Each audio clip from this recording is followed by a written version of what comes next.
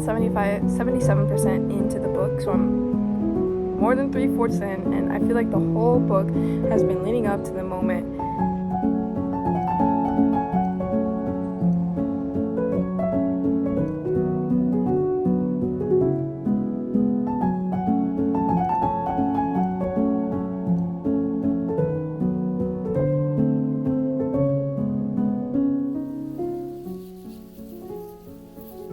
Do I look too crusty?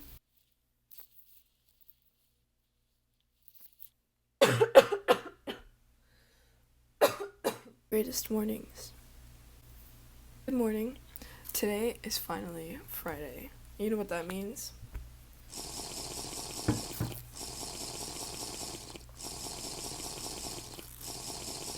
Hang on, let me show you.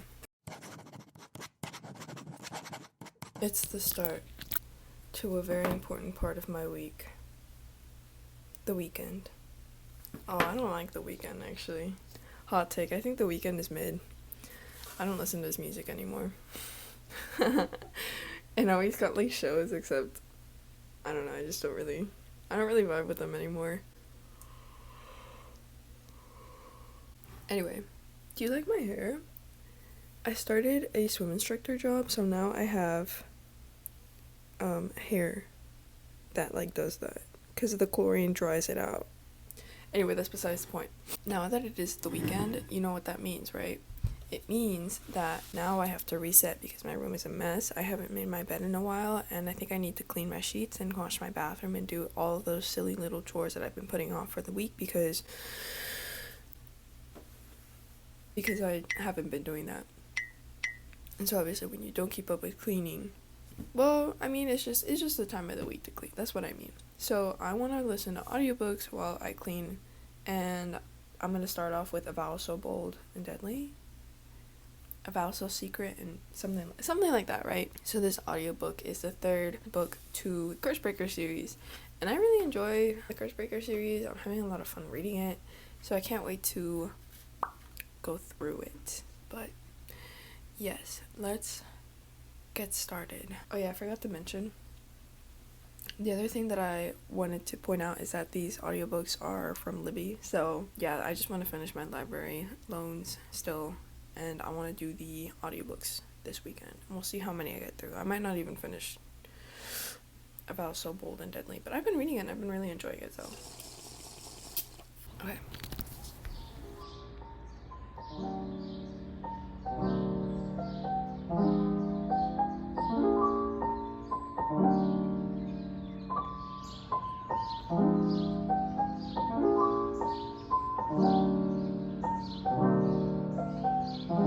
So, A Vow So Bold and Deadly is the final installment to the Cursebreaker series that follows 4 points of views, including Ren, Leah, Mara, Harper, and Gray. General premise is that while Ren's kingdom is crumbling because his people are questioning his right to rule to the throne, due to Gray kind of like claiming it, I guess, and Mara's kingdom is facing division as she stands with Gray, and the people don't know whether to trust him and his magic.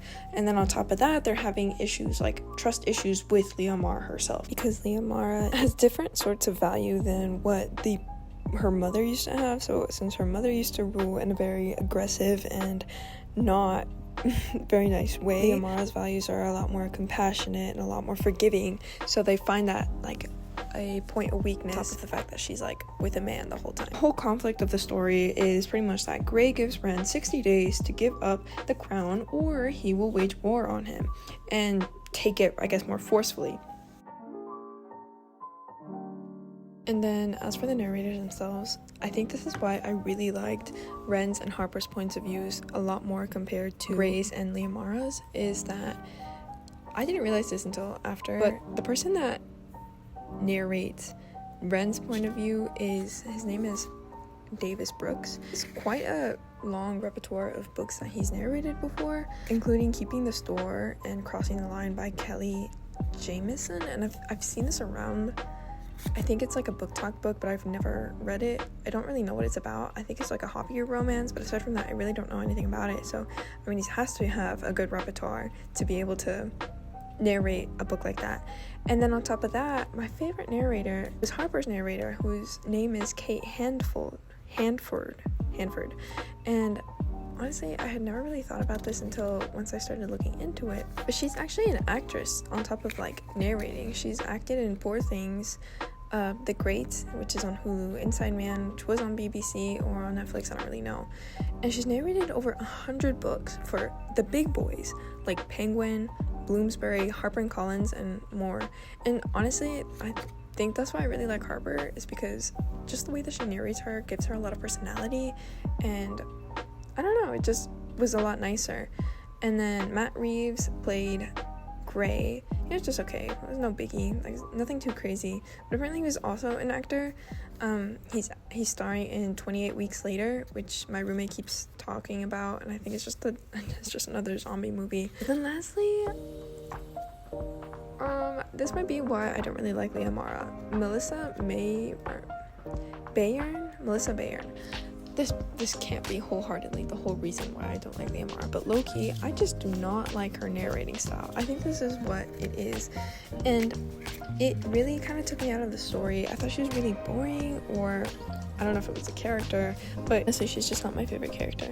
But interestingly, she's also a singer-songwriter, but when I looked up her songs, I only saw ones from 2014, so I don't know if she's had anything recent, but she still kind of has that label in her website, so just things to keep in mind, I guess, while reading or listening to the audiobooks. So, super quick update. So I'm currently, I don't know, maybe like halfway through the book, but like, so here's the tea, right? The perspectives keep going back and forth, and it's like kind of throwing me off, because it's like I really prefer listening. Oh my gosh, there's numbers on my desk. What? From Sudoku. No. Anyway, the perspectives keep going back and forth, and it's kind of bothering me, because it's like I don't really care about Leah Mara's and Gray's perspective, because it's just not that interesting to me anymore. The second book kind of felt like filler, and this third book is like all I really want to focus on is like Ren's and what's the other girl's name? I forgot her name, but I kind of like prefer their storyline. I don't know why. Like, I feel like I like the issues that they're like facing. Like, it feels very like, I don't know, like I feel like they're both like facing a lot of like push and pull back, and I don't know if this is like a hot take or anything, a lukewarm take or whatever, but it's like I like that they're like struggling in their relationship, and they feel like they have these things, and they're both like not wrong in how they feel, but it's just like they both just, I don't know, they keep putting up walls around themselves, and then they're noticing, oh, well, this is actually why I really like this other person. This is why we're together. And so they're like overcoming these like little, I don't know, I just feel like the characters feel very human, and like the way they react and the way they kind of are overcoming their difficulties, I feel is very human, if that makes any sense. So I kind of like, I'm hoping to see them like open up with their communication and be like, yeah, like XYZ, you do this and I feel this way, or I'm noticing that the way when you do this, it makes me feel this way, or I feel like even though you're trying to protect me, like I don't really appreciate that. I'd rather, you know, I feel like that's kind of what I'm hoping will happen, and well, we'll just have to see, because I literally don't know. For the most part, like, they get really petty. That's the word, petty. They get petty with one another, and it's like, I can tell, like, for some people it would be really annoying, but I just feel like it's very human. And so I just kind of want to see how they like overcome that, because it's like a flaw, you know. I don't think you should be petty with your partner, but it just happens. So I don't know, kind of want to see how they deal with it and then overcome it. But honestly, there's like a couple scenes where I was like, wait, are they like, oh yeah, this was like before, right? And the Amara were like doing some stuff, and I was like, huh? What? Isn't this like a young adult book? But then I remember, I think they're like older. They're like new adults. They're maybe around my age. Older teenagers. I think maybe like 17 to 25. And then they started doing it. I was like, what? Literally crazy. Anyway, that's the tea.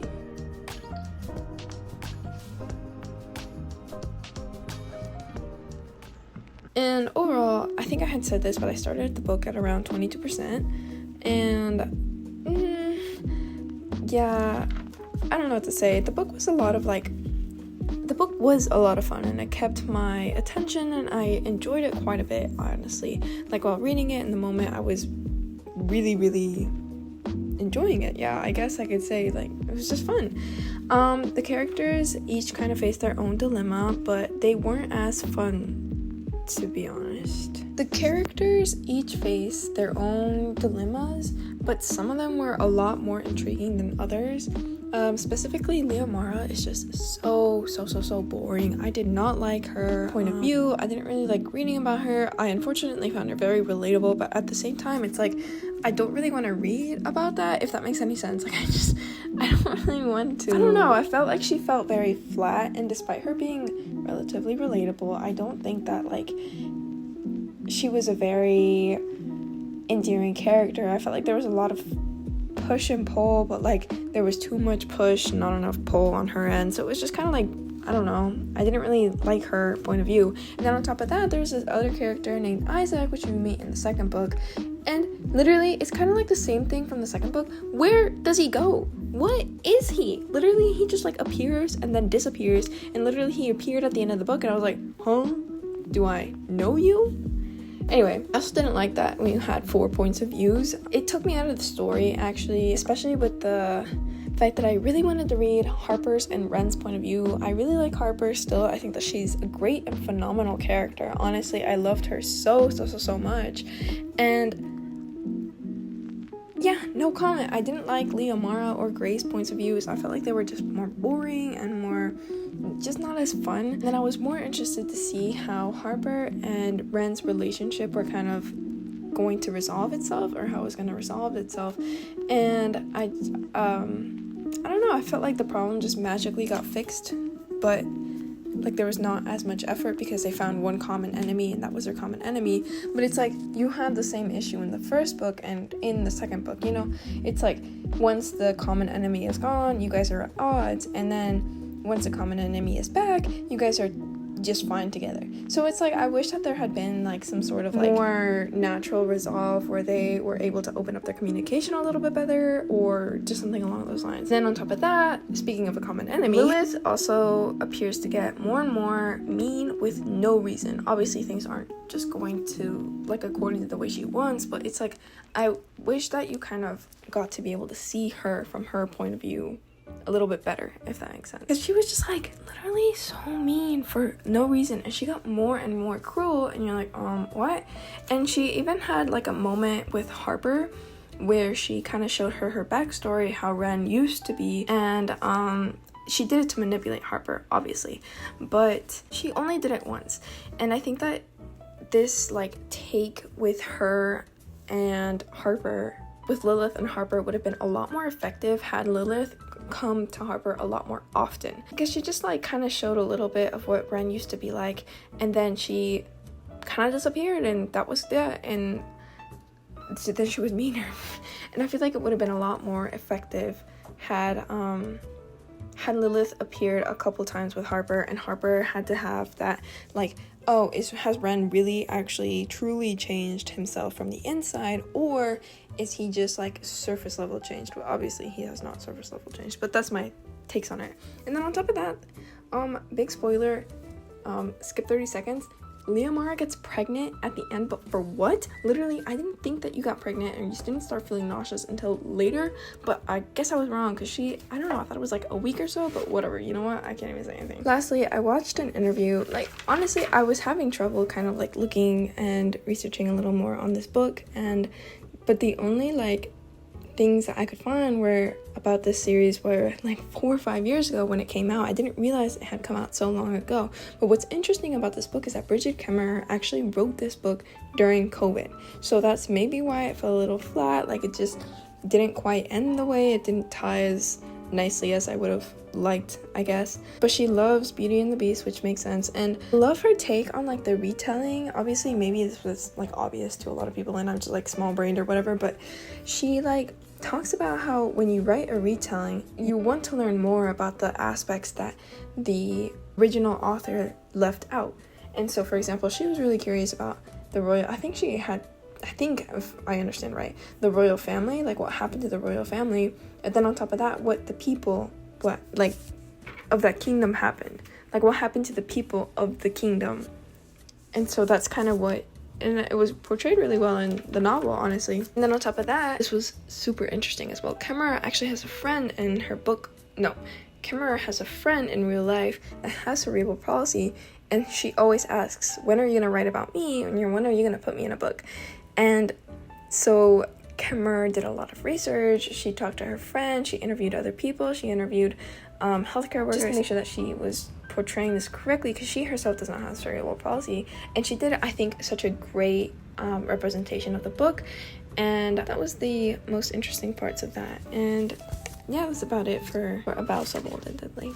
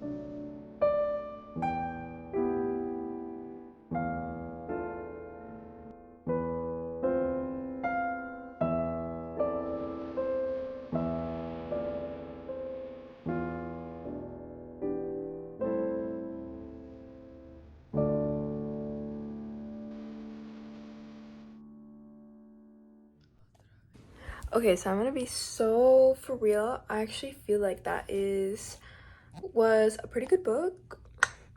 I feel like it was like a guilty pleasure almost. Like, I know this is definitely not the best I've ever read, but I definitely still liked it. Like, I saw Mariela said on her previous video how fantasy readers are just a lot more happy, and their life is like, they just seem to have more joy in the fact that they read fantasy, and they just enjoy life a little more. So I feel like that was totally what happened in this case. Like, this book was just so much fun to read. It was like, honestly, probably in retrospect I might not like it as much, but I kind of like it. Like, I thought it was fun. So can't wait to go on to the next book.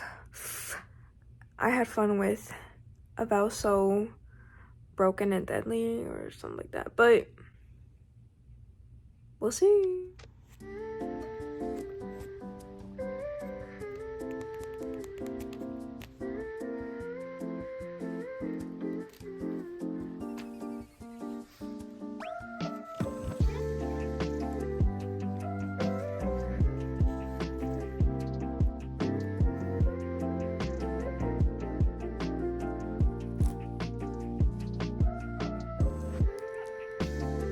Night Guest is a short, bingeable psychological thriller, little novella by, oh my goodness, this name is Hildur Knùtsdóttir. I'm so sorry for mispronouncing it. And it was translated by Mary Romanek-Kowa. It essentially follows this woman named Hildur who keeps waking up extremely tired and sore, super achy, without explanations as to why. She tries everything and eventually goes to the doctor for help. Despite this, her symptoms and blood tests reveal nothing. However, as more time passes, the more severe her injuries and aches become, and as she pieces the details together, she becomes increasingly aware of the eerie events that are happening. As she pieces the details together, she becomes increasingly aware of the eerie events that are happening around her. As for the overall writing of the book, I really like the short chapters that are super quick and get to the point. I felt like there was not a lot of filler or a lot of like fluffy language, so I really appreciated that. The longest chapters were about 4 to 5 pages, so it really kept me hooked. Something that I thought was really interesting as I watched an interview by Twisted Passages with the actual author, that the pages were written in a way to pace the reader. I didn't even notice that. I thought it was like just a funky way to write the book, but I did notice that there were a couple pages that were intentionally kept blank so that way you wouldn't see what was written on to the next page and like quote unquote spoil yourself. And it was a great way to like pace yourself, and I thought that was such a great experience. Although I have, while watching other reviews, that some people didn't really like that. They felt it was very repetitive. I totally get that. But I really like that. And I like the repetition. I like that it like punches you in the head or like constantly like is tapping on your shoulder. I thought that was really neat. Additionally, the entire atmosphere of the book is extremely unsettling and really eerie, with the cats running around, or the cats running away from her, and when they see Hildur, I think that's how you pronounce her name, Hildur, and she keeps waking up worse and worse. And I really liked that. Like, I felt like that feeling was really unsettling. On top of that, I wanted to say that the book takes place in Iceland, in a place called Reykjavik? Something like that. I can't pronounce it. But it's kind of based off of where the author is. She kind of takes inspiration from the place around her, and she likes to go on walks, and she likes to do all these different things. So I thought that was really interesting as well. Y'all, and fun fact, the narrator for The Night Guest is the same as the translator. So Mary, what's her name?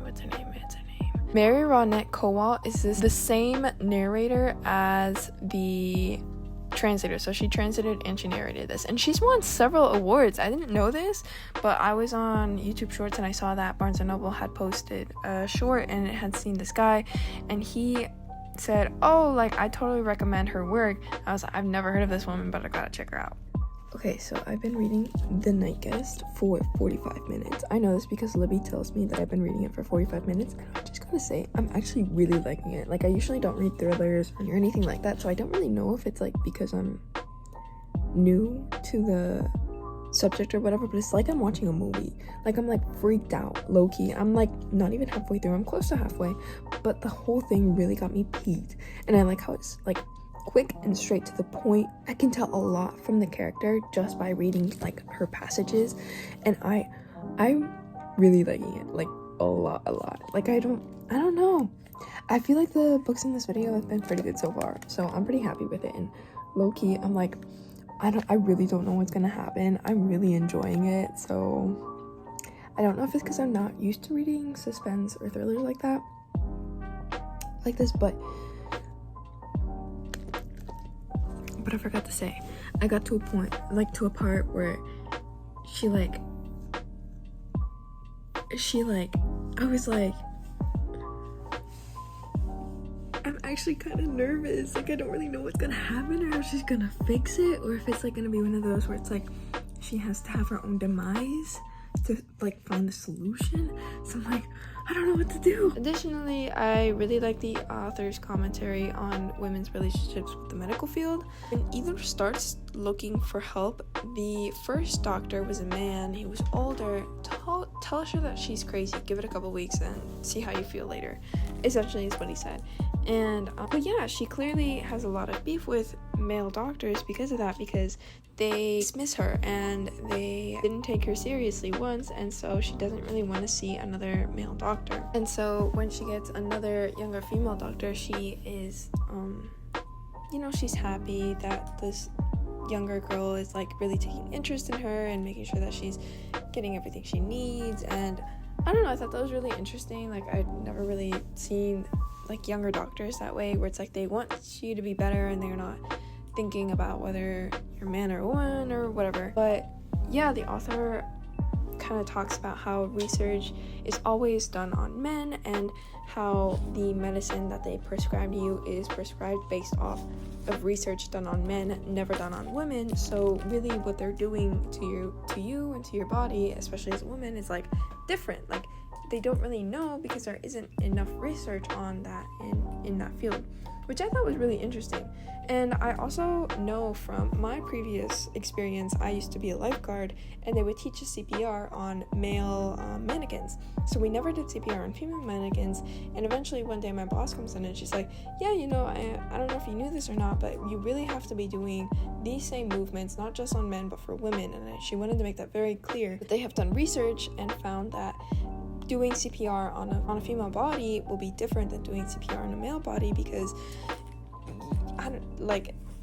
I guess just in your head, or in the person that's doing CPR in their head, it's like, well, this is a female body, I have to take greater care, or for whatever reason. And so women tend to die more because the CPR is not done well enough, which I still distinctly remember that, and I think about it pretty often, especially as I lifeguarded for a very long time. And then on top of that, she also talks about the roles that men and women have in society, what the responsibility of a woman is in the conversation versus a man, and how it feels and how it affects Hildur, the main character. She also has this on page 62. The difference between a silent man and a silent woman at a party, where if a man is silent, people think, oh, well, he's mysterious, he's dark and mysterious, like the brooding, dark, mysterious man. Versus if a woman is silent at a party, well, she clearly isn't as fun, she's not the smartest person in the room, she's too stupid to talk. So it's like very interesting to see that dynamic and written it out. And then also seen in the interview by Twisted Passages, the author talks about her own experience and her role with conversations as a woman, specifically as a young woman versus as an older woman, how men brought inappropriate topics about, and how they probably thought, as she was inexperienced with Resi, that they could say inappropriate things around her. And now that she's older and in her 40s, they don't bring those specific topics up, maybe because she's older and she knows better, and they know better than to bring up those specific conversations with her, which I thought was really interesting. The main character is also very, I don't want to say judgmental, but she notices the very small things about other characters, and I thought that was really interesting. Somebody had pointed out that she was very self-conscious, but sometimes I feel like she's just noticing other people to see how she should be perceiving herself. So that was very interesting to me. I actually like those points were some of the good points that I thought in the book. However, I do think that there were a lot of unanswered questions throughout the book that was kind of annoying. It was like a lot of loose ends. What was like, for what? Like, why did you have to leave these unanswered questions this way? First of all, the first, with her sister, the book, shows how Hildur has lost her sister, and kind of her experience in that way, and how the family hasn't been broken or anything like that. It's just like the dynamic is different, and how people perceive her now versus how she used to be perceived. The book also explores the differences between how her and her sister used to be perceived, and now that her sister has passed, those lines of her and her sister have been blurred. And so, especially with her sister's ex, Mar, and how he treats her and how she treats him, is a very I don't want to say inappropriate, but a very also not toxic. It's just he clearly misses her sister, and he thinks about her sister a lot, versus, because you know she's not her sister, and he idolizes this like previous relationship that he had versus what, you know, this other girl, you know, they're two separate women, they're not the same person. And then on top of that, how her family also perceives or used to perceive her. I thought this was a very important quote. Before she died, all the roads were open to me. After she died, there was only one. So I thought that was very interesting, because it's like, you know, she had all of these different options before her sister passed, and now she has to kind of rearrange her life to live the way that others want her to live because of her sister, or because of how she feels that she will need to live due to how she's being perceived. However, I do feel like I don't know, like, it was explored well enough, but like I still feel like there was a couple loose ends there. And then on top of that, content warning for animal cruelty. Despite a huge pot of foreshadowing for the whole cat situation that happened, I never really understood what or why that had to happen. It was like, okay, well, she stumbles in upon this situation, but it's like, why does this have to happen? It's like, I felt like that was a very frayed end, but literally for what? Like, what was the point in doing that? Is it just because her sister's like this? Like, we don't know anything about her sister, and it's like, why does it have to be this way? Like, it was like, I don't know, I felt the whole thing very chilling, but like looking back on it, I was like, why does she have to do it this way? Like, why does she have to write it this way? And then on top of that, not knowing what happens to Mar when they had hung out alone. If you've read the book, you know, but at the same time, it's like, why does he want to cut her off out of the blue like that? It was just kind of like another end that I wish that the author had addressed and answered. And then at the end, I don't know, I feel like I'm still kind of figuring out whether I like ambiguity at the end or not, but the ending was like, what just happened? Because I was like, okay, so there's a lot of things that happened. I don't know if it was like lost in translation, or if it was because the book was so short, so it had to be cut short and the length was like an issue or whatever. But it's like, why did that, like, what? I feel like it came so out of the blue. I wasn't really what I was expecting. I thought it would be a little more, I don't know, psychological, but yeah, the ending was just a little not my favorite. So yeah, that's the tea on this book. Yeah.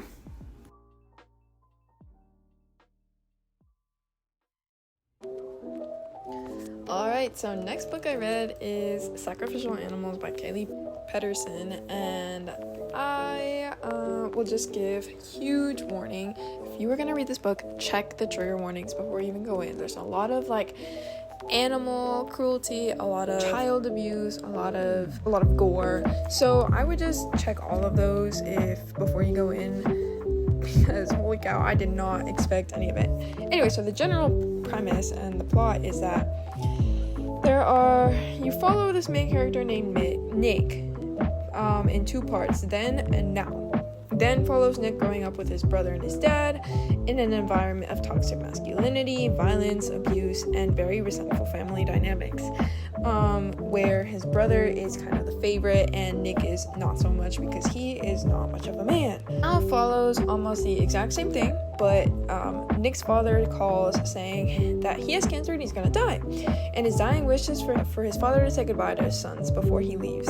However, there's a very interesting twist in that Amelia is like the star of the show, which is seen through Nick's eyes as she adds different dynamics to the family. And I recommend, before going into this, do not read the flap or the like back of the book reading the summary, because that gives way too much away, as I'll explain it later on. But the ending would have been a lot more impactful had I not known any of that. Which is honestly kind of sad, because low-key it would have been a great twist. I was just not really feeling it. But yeah, that's kind of what I'll say about it. It's okay. It's just fine. Also, if you check out, the time-lapse is pretty cool. Not even gonna lie, of me reading, I was at the library, and low-key, look at that time-lapse. It's so beautiful. Low-key. Yeah, I just had to say that. Okay, so I'm hoping you can hear me just fine. Maybe, I don't really know. So I dropped the book off, the physical book, at the library because I didn't want to be carrying it around with me anymore, and I figured somebody else could read it because I wasn't really enjoying it too much. But I'm still gonna listen and finish it on audiobook. And I'm about 77% into the book, so I'm more than 3/4 in, and I feel like the whole book has been leading up to the moment that I am now. And it's like kind of like, I don't know if I really like it too much. And there's a lot of build up, a lot of like beautiful fluffy language, and I don't really know, like I can sense that it's gonna be deeper than I think it is, really. And then the tone itself of the novel is very depressing. The whole book is, I don't know, it doesn't surround like a cheating scheme in a way, but the main character has an affair with his brother's wife. So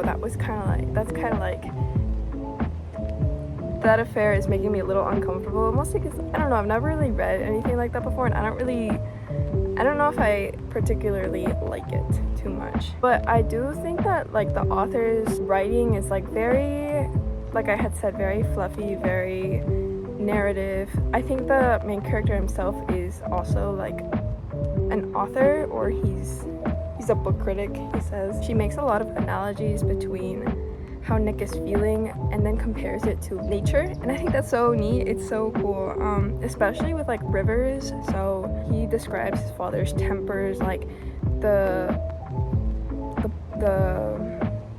rivers getting like more, what's it called, unstable, a lot more like aggressive, just like his father is. So that's really interesting. Or also the way he describes I think her name is Emily, I already forgot, his brother's wife, how her beauty is like, I don't know, the wilderness in a way, but the author does it in a much more beautiful, poetic way than I do, and that part of the book is pretty interesting. But at the same time, after reading so many books that have been so straightforward about everything, I'm like, too much fluffy language for my liking. But aside from that, those are kind of like the small updates I have for now. For example, the dad's temperament being described as like a river. Nick looks out the window, sensing another one of his father's tirades, forceful and turbulent as white water, washing over him like the eddies of the river. So fresh and clear, he can see through the translucent surface the sleek bodies of leaping salmon, minnows by the fistful. And she has quite a few of these examples throughout her text. She also describes Melia in this very kind of also exotic way. For example, what also remains is her unnerving magnetism, a slyness in her expression that cannot be wholly erased. If anything, she is more radiant than ever, to an almost unsettling degree. I don't know if it's like exoticizing her or whatever, but he's very like interested in how she looks and how he makes her feel, if that makes sense. So that was interesting as well. And then obviously the other theme of the whole book was toxic masculinity. Carlisle, the way he describes, or the way he wants the boys to be, the boys to act, what they should be doing. But he says that Nick is too much like your mother, too much of that woman in you, soft, a real bleeding heart. A woman like that, she ruined me far all the other. One day, you'll love a woman as I did, and you'll understand. So, I don't know, I feel like Carlisle has his own experiences, and then he expects his sons to kind of like follow that and feel that maybe the same way he does. So, I thought that was pretty interesting. On a side note, the book is narrated by Yoongi Chang, I think. He's an Asian American actor, and he was in the Fairly Odd Parents movie, which I guess came out in 2024, but I never kept up with that series, so I don't really know much about it. And he was also in Pokemon and Blind Spot, which I was also never into the Pokemon thing, so I'm not really sure much about him. But his performance in the novel was actually pretty good. I enjoyed it. I thought he did pretty good, or pretty well, I guess, in his performance in this sense. Lastly, fun fact, this was actually Katie Pedersen's debut novel. She was adopted from Nanning in China and grew up in Nebraska, so a lot of that has clear definitely have a lot of influence in her work. And she also had a poetry chapbook, and if you don't know what a chapbook is, because I didn't know what it was, it's a short collection of poems from 20 to 40 pages ish, and so I can see why her writing is so poetic. So, side note, I've been working on this coloring page for like a very long time. I love coloring. I have like my million collection of crazy art coloring pencils that I've had since like middle school or middle grade or elementary school or whatever. But yeah, as you can see, I was working on my coloring. I love to do the shading. I thought it was fun. So yeah, that's just a little side note.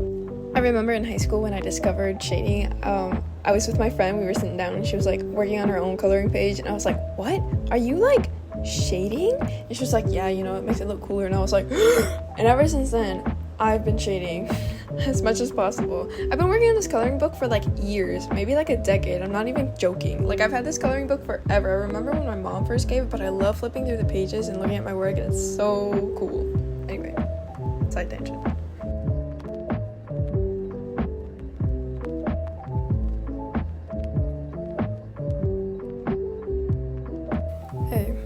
So, sorry about the noise. The AC is not working, so it's like really, really hot. And so I'm just keeping the windows open and the fan is on, and hoping for the best, really. Yeah, I just finished the book.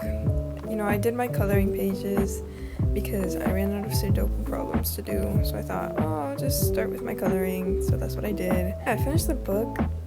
Low-key, I like stopped paying attention without having the physical book. I was like kind of losing interest. I could tell it's not really my cup of tea. I think it's because I don't know if it's because I got used to like the more dry, straight to the point, not so flowery language, or if it's just not my cup of tea. It was okay, it just wasn't my favorite. I might just sleep on it, to be honest, and see how it goes tomorrow. But honestly, I don't know, I didn't really like this one as much.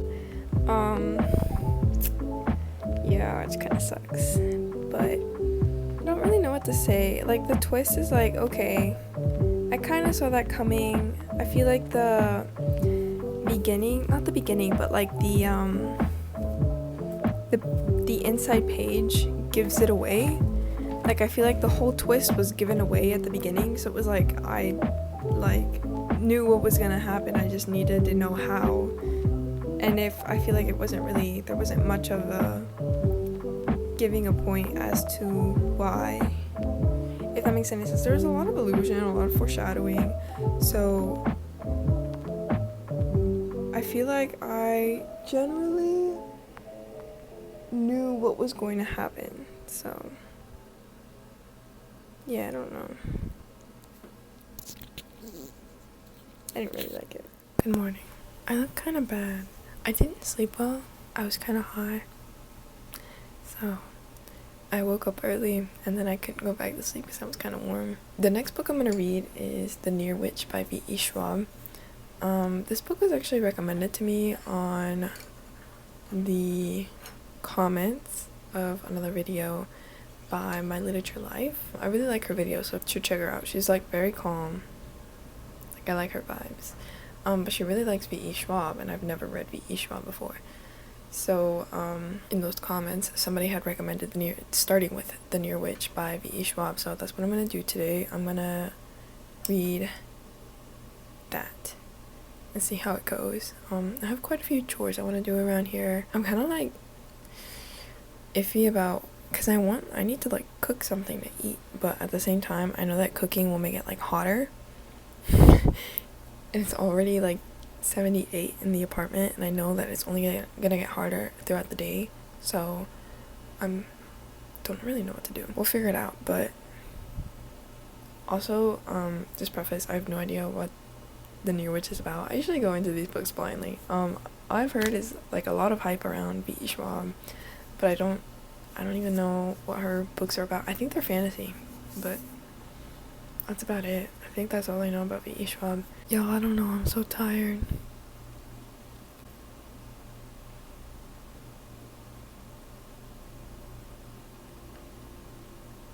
I'm gonna eat chia pudding. The Near Witch is Victoria Schwab's debut novel that follows a girl named Lexi as mysterious events start to happen, such as a boy that kind of appears out of the blue. Nobody really likes him because he's a stranger. Nobody really enters his town as a stranger. And then there's also the fact that children are disappearing. Her sister starts hearing the children call her name and wanting for her to play with them. So it's kind of like mystery, but also fantasy, because the town is very suspicious of witches because they think it's the Near Witch, or no, they don't think it's the Near Witch. They think it's the boy, but essentially it's just kind of follows her trying to figure out this mystery. So yeah. Hello. I feel like it has been a while. It's been like a week since I last previously had chatted or talked or whatever, because yeah, it's just a week and I'm doing my regular chores again, the weekly chores. But I'm still reading The Near Witch by V.E. Schwab, and I do have a couple notes. Honestly, I don't feel like I have a lot to say right now at the moment. I do feel like the writing is very timeless and very poetic. I feel like I've heard that like this is V.E. Schwab's debut novel, so I mean her writing has changed, but I don't know that because I've literally never read any other of her books. But this writing feels like very like ancient almost. Like it's been a while since I've read The Hobbit, but this is kind of like the whole feeling that I'm getting, like kind of like the vibes it feels very timeless, like it feels very fantastical. So that's kind of like what I'm getting from at least just the writing and the characters. And I don't know if it's like the narrator, because she kind of reads like with a little bit of her accent, so it kind of feels like that, but I'm not really sure. Despite that, I'm low-key kind of bored. Like I feel like the book, I'm finding it a little boring.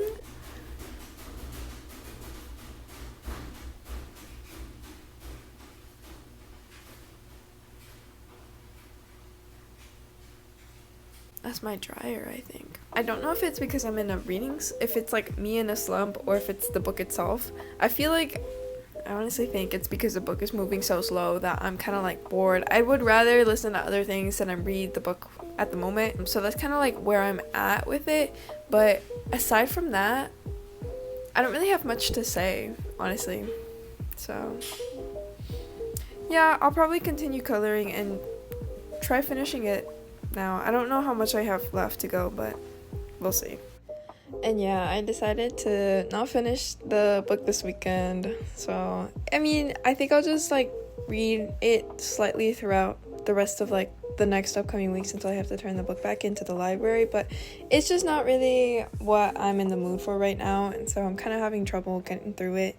But I do think that the book is good. I think it has a good quality to it. It's just not anything too special for me. So I'm a little disappointed, but at the same time, I get it because it is her debut novel, and obviously an author's got to start somewhere, and I think that she does have a really good, beautiful language that is, yeah, I think it's really beautiful, but it's just not really what I'm in the mood for right now, especially after having read so many like straight to the point, no fluff type of books without too many crazy details or anything like that. So I think that's just what I'm in the mood for versus having read V.E. Schwab's. But anyway, thank you so much for watching. I know this was a crazy long video. I probably won't ever be doing this ever again. But yeah, thanks. Okay.